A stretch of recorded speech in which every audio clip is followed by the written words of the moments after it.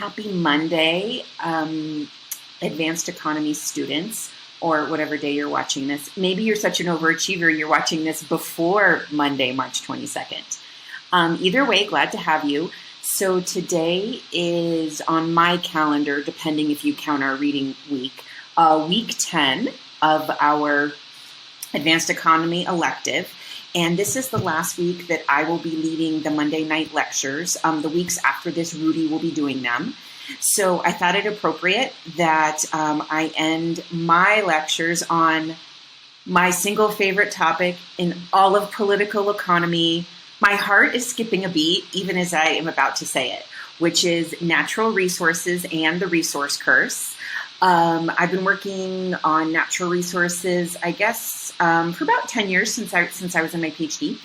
And my background was initially in oil theory and the role that oil plays in developing African countries. And as you know, I talk about Nigeria a lot, and that's why. But here in Rwanda, I'm studying 3T minerals. Those are the rare minerals that are used in the world's electronics. So I've transferred over. But both of the issues are still about natural resource management in sub-Saharan Africa. So here we are. Okay, so I think I'm going to lecture for about 45 minutes, and then we'll have a short video. And I think we should be done in about an hour, because I find it hard to watch students find it hard to watch a video for more than an hour. And that should take care of it. So let's get started. If you already know what the resource curse is, bear with me. My Global Challenges students probably do not, but the IBT students might. So feel free to talk away if you already know the resource curse. So week 10, natural resources, and I think this is a somewhat natural segue from our talk on geopolitics or political geography, in which we looked at the way that space and land impact political economy. So the basic question driving the examination of natural resources and political economy is, what role do natural resources play in Africa's economic, political, and social outcomes? So let me preface this by telling you there are many people who do not like the literature on the resource curse. Actually, that's not true. There's not many. There's some. They are a minority. But I want to say there are some people who don't like the literature on the resource curse because they feel that it is blaming Africans for the poor economic and political outcomes. And I vociferously disagree with that assessment. To me, on the contrary, the resource curse and the literature that I'm about to engage with, I think, helps explain poor economic and political outcomes as being environmental and conditional and institutional and historical, and helps us understand that it is not the average African's fault that oil is what it is in Nigeria and that it is what it is in Angola. And so let me know what you feel at the end of this talk. And if you want to, send me an email. We can talk about it more. But for me, the resource curse stuff is really about helping us understand how Africa, relative to any other world region, has tougher geographic challenges than anyone else. And the resource curse helps us see that, in my opinion. So the main words that I would love for you to remember is monoeconomy. IBT students already know this term. That is an economy that is mostly based on one thing. So it is not a good thing to have a monoeconomy. It is a bad thing to have a monoeconomy. You want a diversified economy. That means if the value of any particular sector changes, that's okay. You have other sectors to help buffer this. However, mono economies in Africa, specifically Nigeria, Angola, Equatorial Guinea, the major oil states, this is very bad because that means their economy is only as good as the price of oil. The resource curse is also called the paradox of plenty. Those two terms can be used interchangeably. Those two terms cannot be used interchangeably with the term Dutch disease. Dutch disease is a type of resource curse. It's a type of paradox of plenty. It's very specific, and it relates to like the Netherlands. So just think of resource curse and paradox of plenty as interchangeable. Landlocked. You studied ALU in Rwanda. Everybody knows landlocked countries like Rwanda. We find that they typically have lower GDP, slower economic growth, and face particular challenges to economic growth that countries with water access do not. And we talked about this a little bit last week in geopolitics when we talked about Mahan's sea theory. But in general, landlocked countries tend to be poorer than other countries, all variables considered, that have sea access. A civil conflict versus a civil war. So this is really important to me because these are measurable things. So conflict is an umbrella term, and a war is a type of conflict. Conflict can be peaceful, nonviolent. I said this before, I think, in class. It can be strikes. It can be social movements. It could be a coup. It could be an assassination. Those are all types of conflicts. And I say this because I think it's the Perry, which is based out of the University of Michigan, database, a conflict only becomes a war if at least 100,000 people die within 1 year. And at least 10% of the deaths have to be on one side. If you have a conflict in which 99% of the deaths are on one side and 1% of the deaths are on the other, that is not called a war. That's more like a genocide. So a good example of this is the Biafran War in Nigeria. Over 90% of deaths were of Igbo people. So political scientists tend to not actually call that the Biafran War. We call that the Biafran conflict. Corruption. So here I see these words used like interchangeably. So corruption is an umbrella term, and then graft is a type of corruption, and clientelism is kind of a type of corruption too.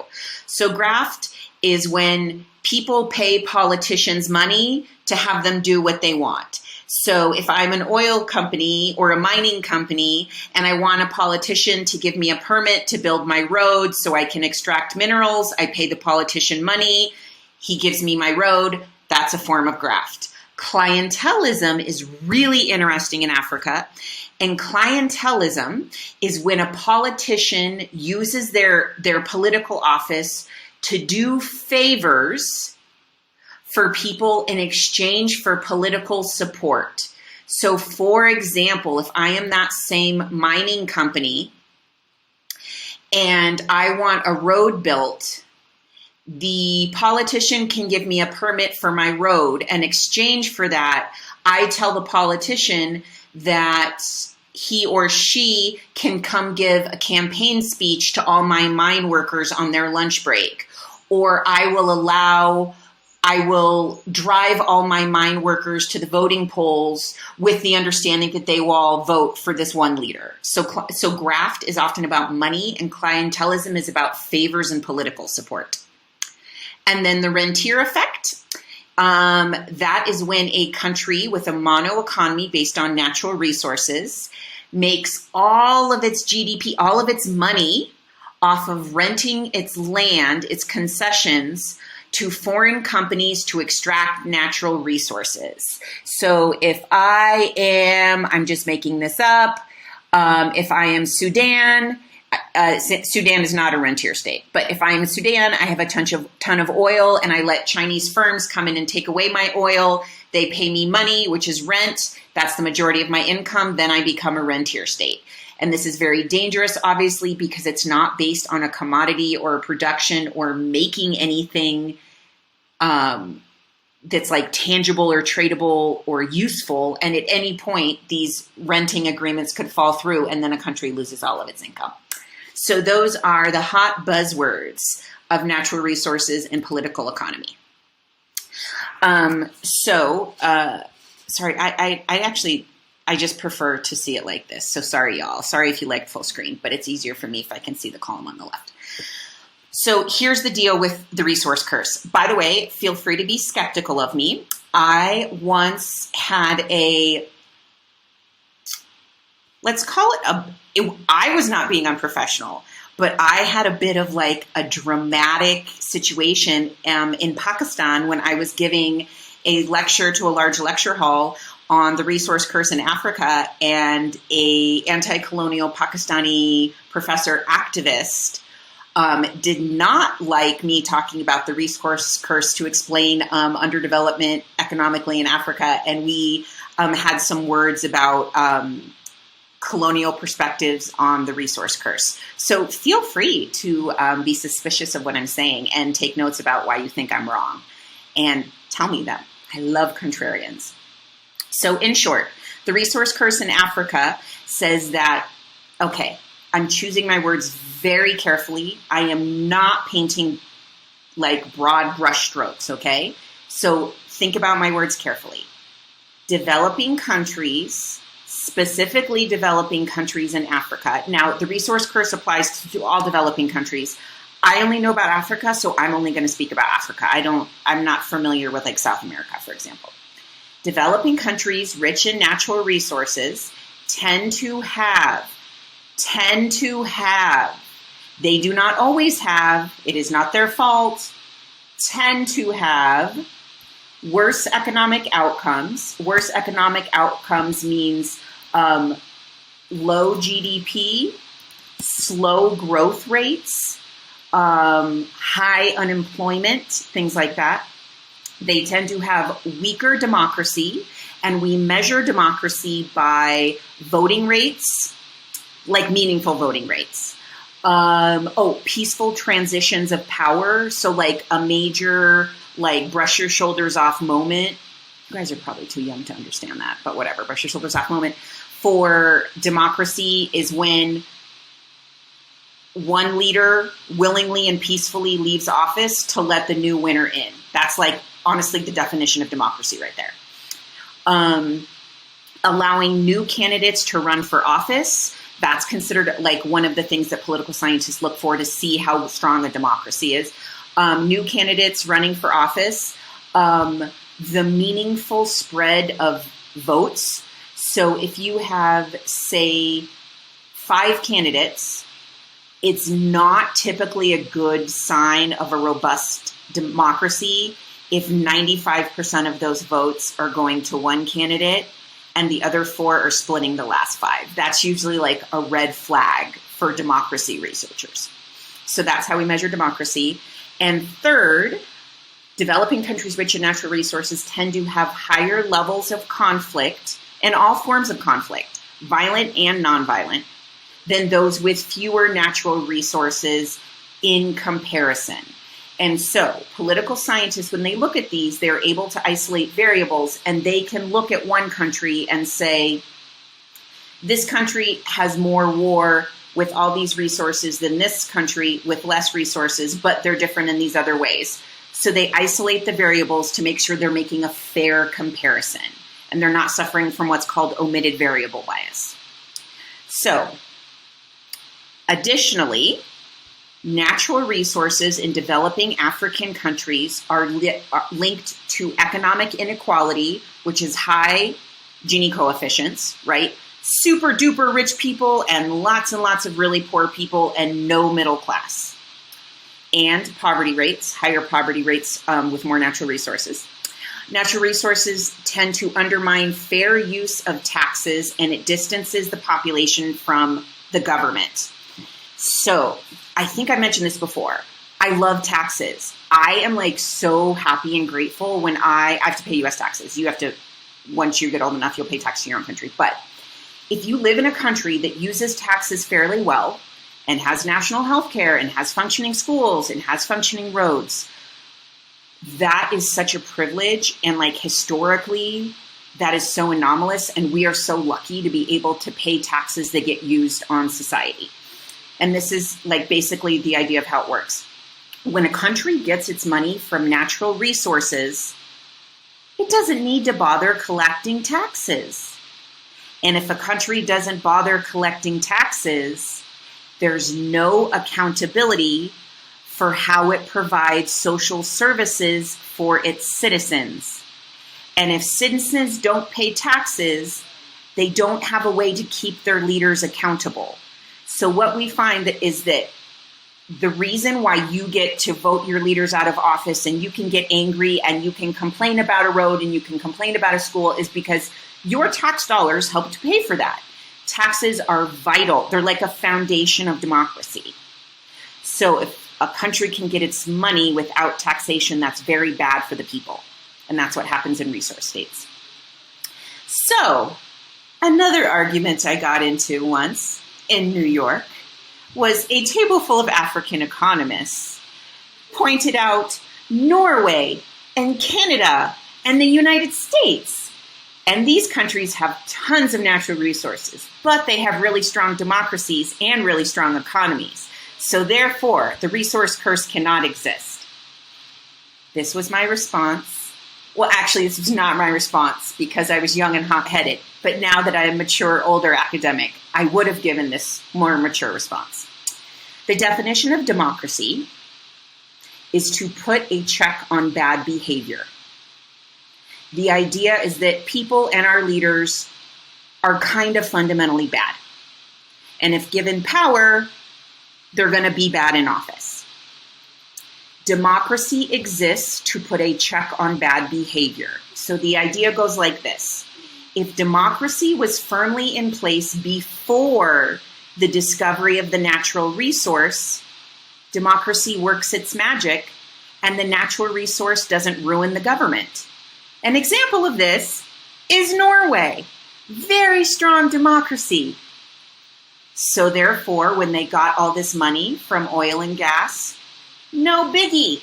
They had checks on how the government uses money. They already had meaningful elections. They had already decentralized their government to give local power to balance out federal power. They had everything in place. So then natural resource money was used to benefit the people, which is why Norway is a great place to live. Unfortunately for Africa, the golden year of independence in general is vaguely 1960, right? Guinea, 1958, 1959, Nigeria, 1960, but like vaguely 1960. Unfortunately, 1960 to 1965, starting maybe 1955, let's go 1955 to 1965, is like when oil was really first started being discovered in West Africa. And there's like a big theory that like the discovery of natural resources in the 50s is what empowered Africans to feel like they could be independent from their colonial rulers because they would have the source of income to support themselves. However, unfortunately, in the African context, natural resources were discovered right around the time of independence. That means at a time when African nations did not have strong structures of governance in place, or those had been destroyed by Europeans. They didn't have strong leaders. They didn't have strong educational systems. They were weak states. At the same time, they discovered natural resources, which is why natural resources have had deleterious effects on Africa since 1960, because natural resources and post-colonial state building happened at the same time. So democracy was not firmly in place to make sure money was used well to benefit the people and the government. Cool? Makes sense. All right.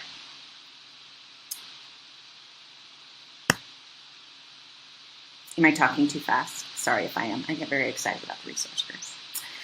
So, okay. So there's about 25 years of research on when I think of the resource curse, I think of like the mid-90s as that being like the seminal time when people were like, oh, why are African countries with oil poor?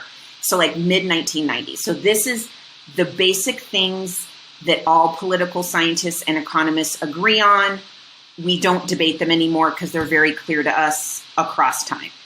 One is that natural resource economies in sub-Saharan Africa have poor economic growth, especially when you consider how much money they should be making from their natural resources. Two, or B, I should say, these countries experience terrible economic crashes when there's volatility in world commodity prices.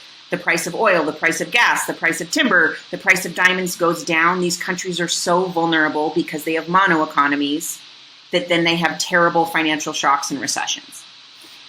Counterintuitively, developing African countries, rich usually means over 50% of the economy is based on the natural resource. They have low savings rates. They don't save their money. Even during boom periods, when the price of oil is very high and they're making a lot of money and they should be saving it for the future, they don't. They tend to just spend it on infrastructure and further development of the natural resource extraction. They have lower savings rates than countries that don't have any natural resources because their economies go like this, based on volatility of world market. They have high debt. Again, counterintuitively, if you get a ton of money from a natural resource, why should you have to take out loans from foreign countries? Aha! Because if you make a bunch of money from natural resources, you feel very confident that you will be able to pay back that loan. However, volatility in world prices means you probably won't have all that money to pay back that foreign debt. So the more money these countries have, the more debt they take on, and they're never able to pay it off. Next is domestic inflation. So I call this domestic inflation. I think of it like dual economies is a good way to put it. So I mentioned Luanda, Angola for this reason.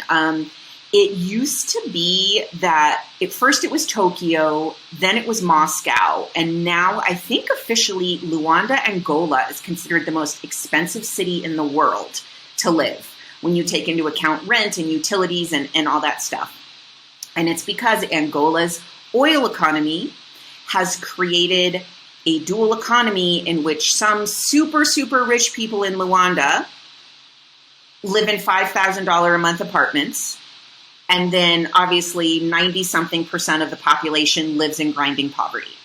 So these, I call them dual economies because these people don't even interact. The sort of goods and services that a rich person in Luanda enjoys doesn't even come from a local person, right? This person up here is going to buy imported bananas, whereas these people down here are growing bananas and they're just not able to sell it to these people up top. They have completely different goods and services and products that they buy. They have separate economies within one country. And so that is part of what happens with domestic inflation. So I'm actually really fascinated by Luanda for that very reason, and I hope I can go one day because I'm also really fascinated by Equatorial Guinea. Okay, so even if governments behave themselves, right, they have good democracy and they try to not fall victim to the resource curse in Africa, countries can still suffer. So an example of this, IBT students, you probably already know Dutch disease.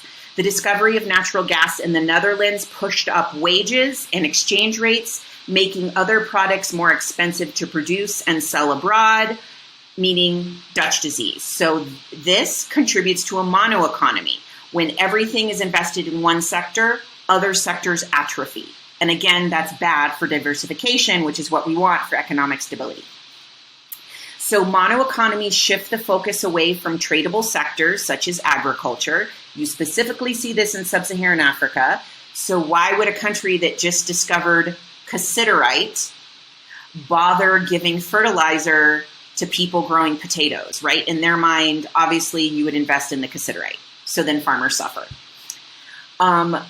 Little capital or labor. So here's the other thing. If you look at employment, natural resources are really bad at creating jobs. And it is a myth.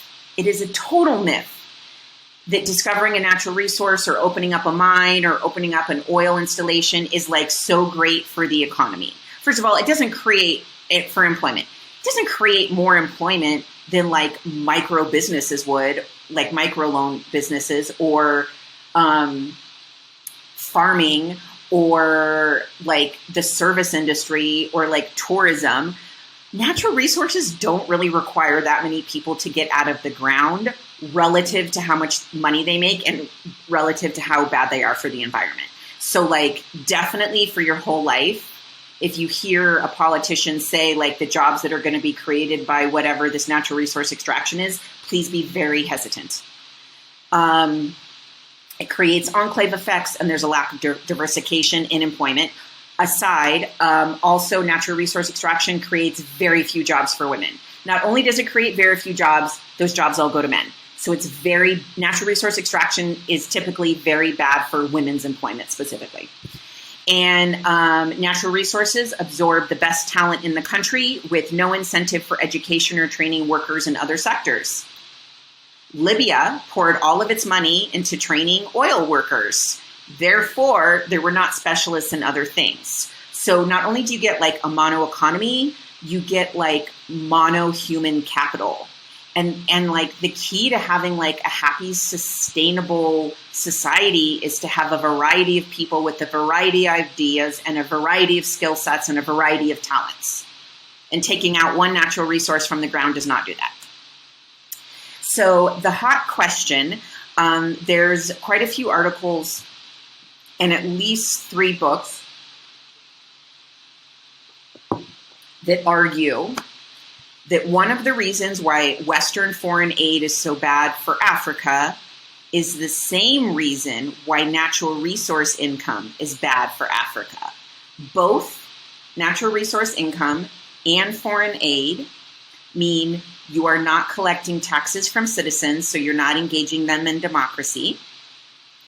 There is also the argument that both foreign aid and resource money prop up bad leaders.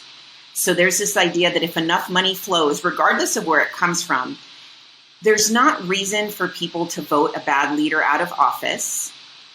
If money is flowing, there's like the status quo, there's an incentive to keep the leader in office who's helping that money flow. So there is some longitudinal studies that have been done indicating both foreign aid and natural resource money keep bad leaders in office longer than if the country had run out of money and then people would have been like incentivized to start change and put new leaders in power and run for office themselves and things like that.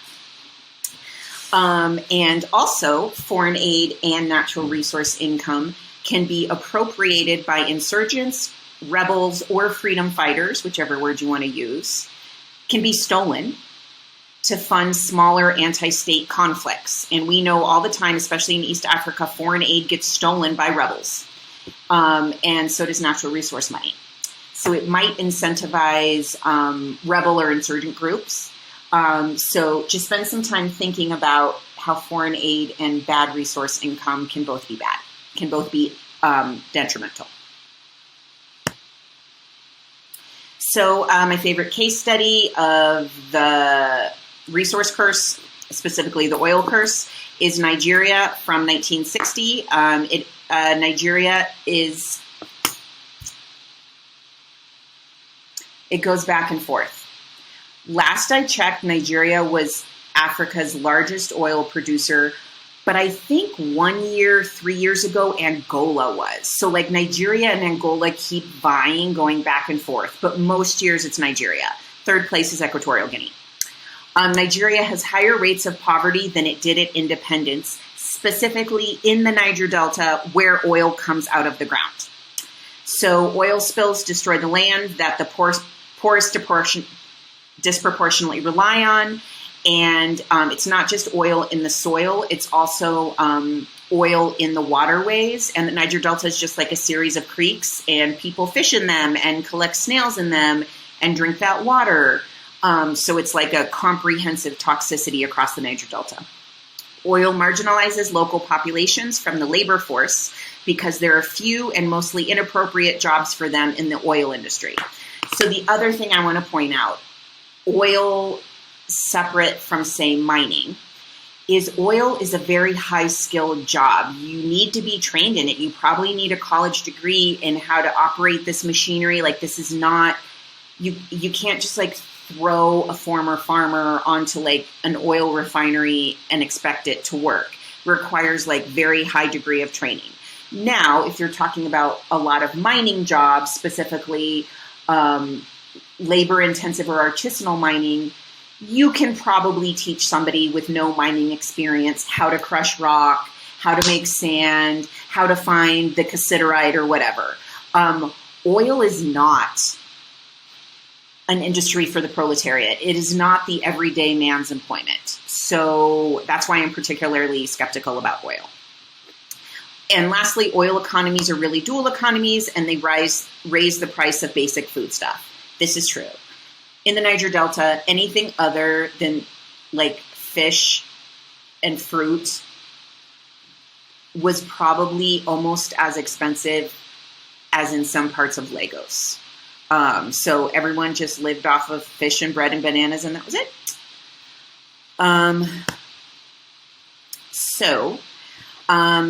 Here's the politics of the African resource curse. So I just talked to you about economics. Now I'm going to talk to you about the politics. And obviously these are related. There is the argument that has been found among scholars that the resource curse, it strengthens despots and it nullifies democracy because bad leaders can use the money they make from natural resources to stay in power. They can hire more soldiers who are loyal to them. They can use resource profits to buy guns and other weapons. They can use resource profits to build themselves a giant fortress of a mansion so that nobody commits a coup against them. And they can use natural resource money to pay for alliances and loyal supporters. B, the resource curse indicates that natural resource abundance in sub-Saharan African countries destabilizes political structures. And when I say that, there's literature on capturing the state. So this means a bunch of resource money gives opponents a reason to commit assassination and a reason to commit a military coup, a reason to try to take over the government. So if everybody wants this giant pot of money because of a natural resource, people are probably more likely to destabilize politics to get at it themselves, which is why democracy is important. And lastly, the resource indicates that natural resources foster corruption. Most of you probably already know this. So leaders can pay off opponents. They can pay people to go away. They can pay people to not run against them in office. They can buy votes. They can pay to avoid international accountability, for example, human rights audits or whatever.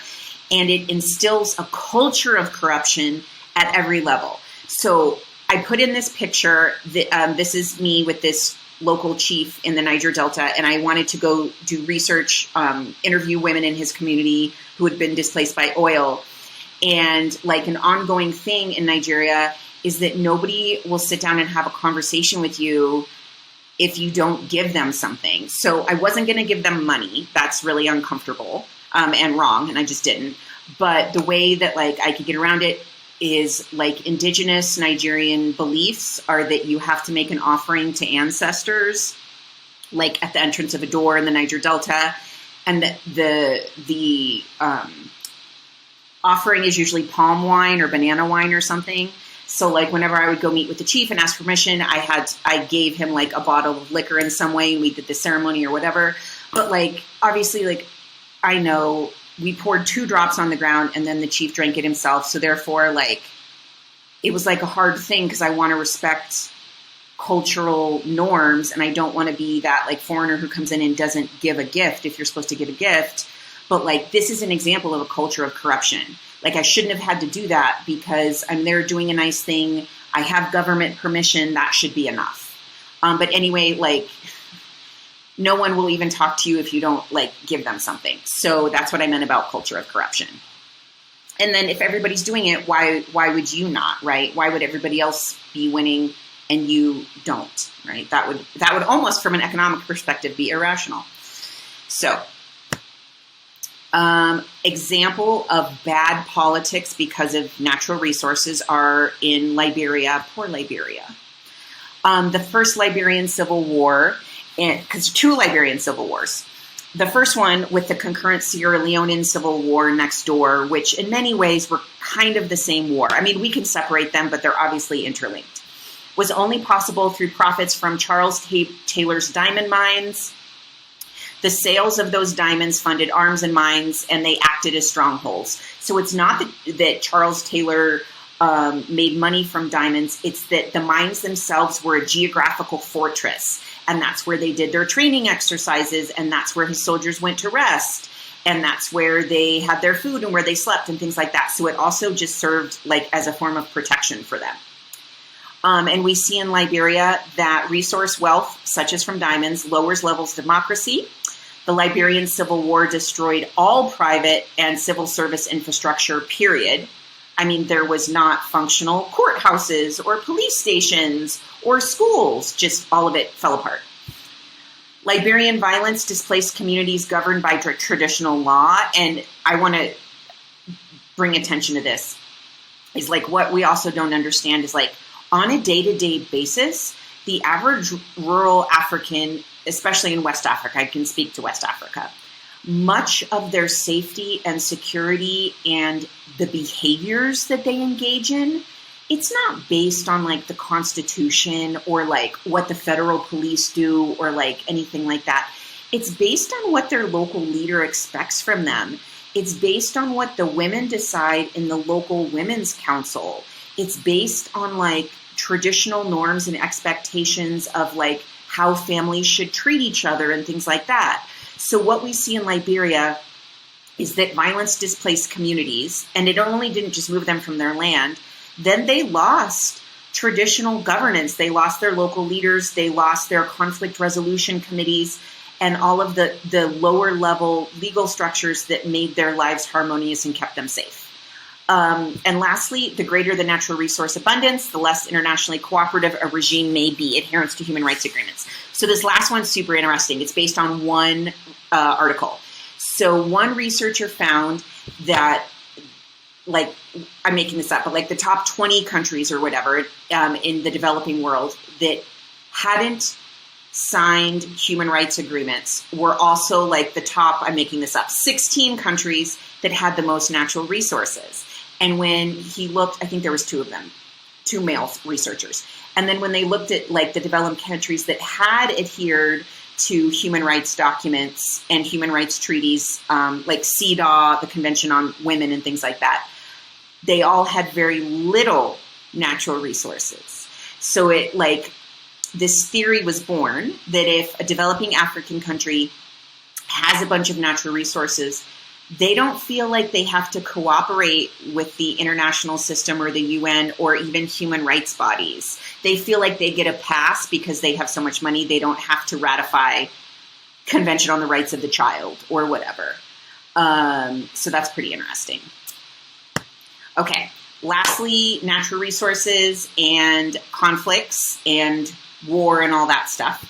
So the big hot debate that everyone's been talking about for 20 years is about grievance versus greed. So this seminal study basically asked, are insurgents, rebels in resource countries, are they really motivated because of the inequality and the unfairness of resource profits, oil, diamonds, gas, whatever, not being distributed to the populace, as the rebels claim? Are they really like trying to like be Robin Hood and take money from the rich government and give it to the regular people, which is what most insurgents say is their cause? Or are they really all about that money? So that's like the ongoing debate. To what degree are natural resource insurgents actually motivated by ideology versus really just motivated by greed? So the research on conflict looks at onset. Like, so for example, how frequently does a country with natural resources start a conflict? Then the next question is, how long does that conflict last? Because we also know, specifically with Liberia, Sierra Leone, those are the two that I think of specifically, resource wealth prolongs the conflict by giving the insurgents and the rebels money. So it's not just that it starts wars, but it keeps wars going, those natural resources. And then resource states tend to be more likely to both be a target of conflict, violence, and even foreign invasion, but then they are also more likely to be an aggressor.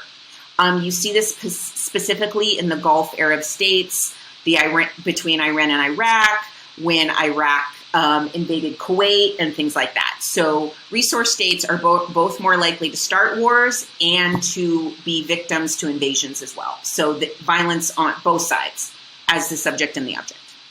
Okay. And the resource curse state that makes me most sad is the Democratic Republic of the Congo. And you all have already heard about resource minerals. So DRC has the longest standing UN peacekeeping mission in the world, and they've had peacekeepers there, I think, nonstop since like the 50s or something, like 60 or 70 years, something crazy. It's basically DRC has never not been in a conflict ever since it got independence. So small mining operations, ASM, artisanal and small scale mines, have fueled Africa's world war. By the way, that's kind of a term that like got adopted by Western media. So if you don't want to call it Africa's World War, that's okay. Just that's what it gets called, like in The Economist and stuff. Since the Rwandan genocide destabilized the East, incentive to control minerals has prolonged fighting and funded violence.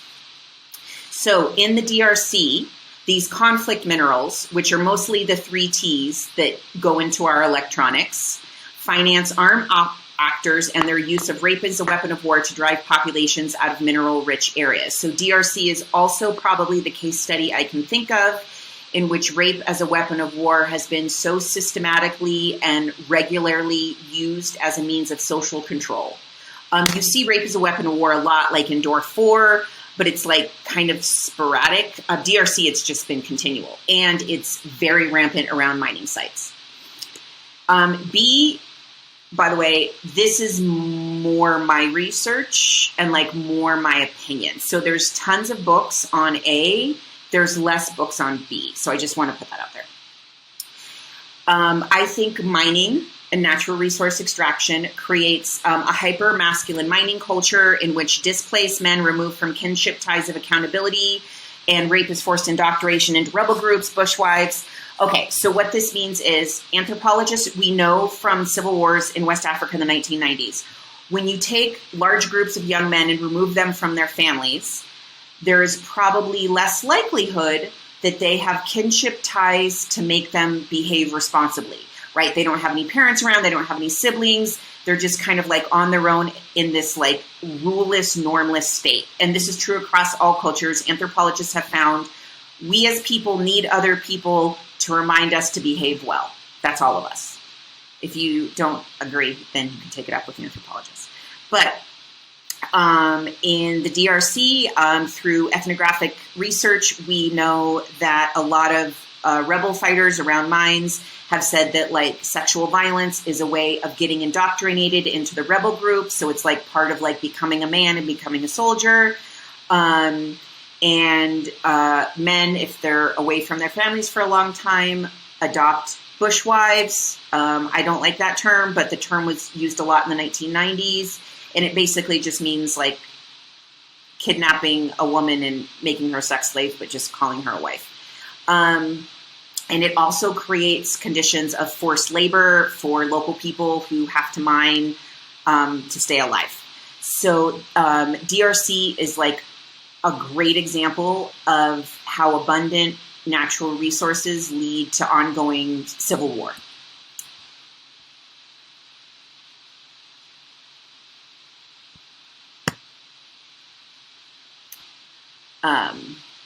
Okay, and so that wraps up what I wanted to say for the day. But let me also let's see a video, because you know I don't like to leave you on a depressed note. I like to think about something positive before we wrap up. So let's think about some of these, I guess, discussion points, and I hope that we get a chance to discuss them maybe on the Friday after this when we have our simulation. So the main questions I want to leave you with are, do you think there's actually a resource curse? There is a Pakistani professor who thinks there's definitely not, and he has a lot to say about this. Do you agree with me or disagree with me? Who's to blame? I think we all can agree it's not like the average African's fault, but like who's to blame? Like, is it the bad African leaders? Is it Western governments who allow this to happen? Is it the average driver of a Hummer in suburban California who uses all that gas that needs to be made from oil that needs to come from Nigeria, right? So like, who's responsible for this resource curse? I don't know. 3, what are the ways to avoid the resource curse if it exists? Can it be avoided, or is this like geographic fatalism? And so think about those things. And then I want to leave you on a positive note. So we're going to watch this video about Botswana. So Botswana is considered kind of like a success story about how it's used its diamonds really well. And they have like great healthcare for the most citizens. And it's like a pretty safe, pleasant place. So let's watch this video on Botswana. And you can tell me if Botswana is proof that the resource curse need not be destiny.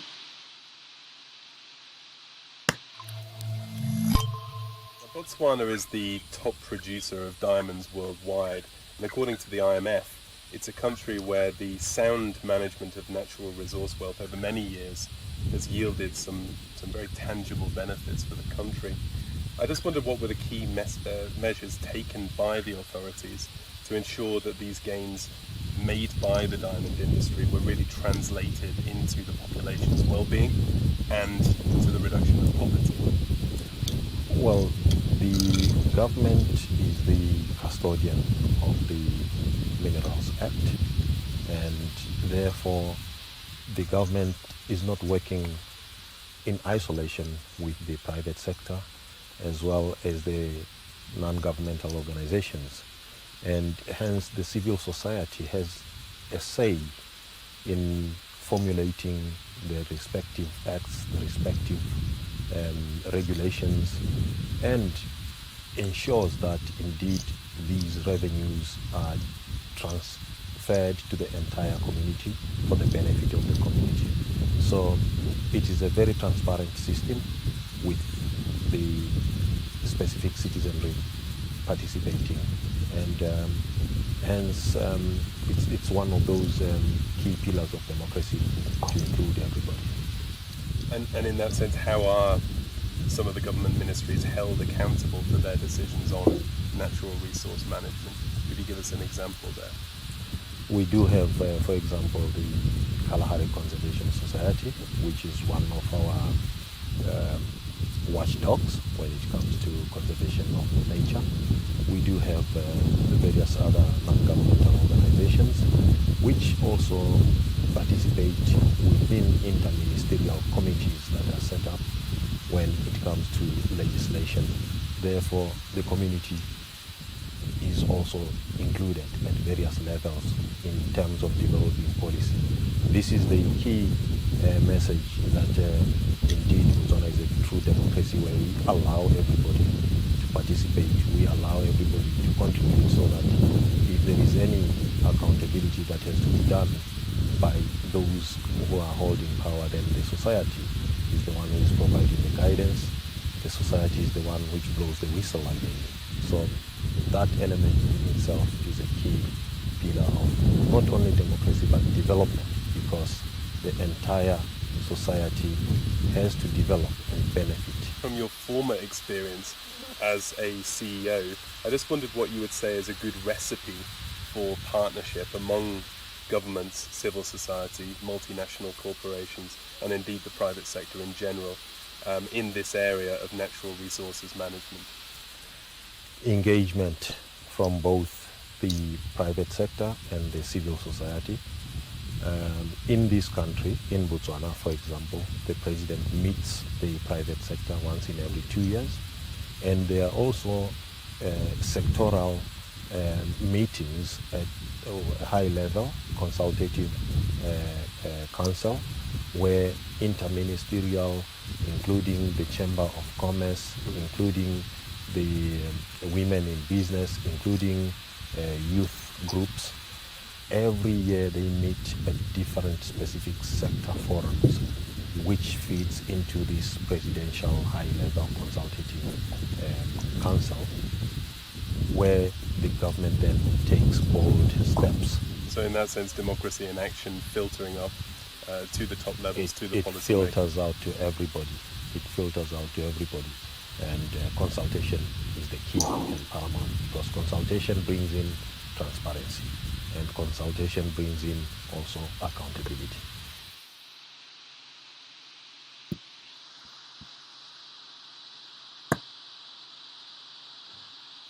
Okay, you heard it from him. Consultation brings in accountability, which means expanding stakeholders and the number of people who have their hands involved and their minds involved in natural resource extraction could help offset the problem that developing countries have had with natural resources, which has tended to been a very small number of leaders and politicians have controlled everything. So the message was get average people involved, democratize natural resources.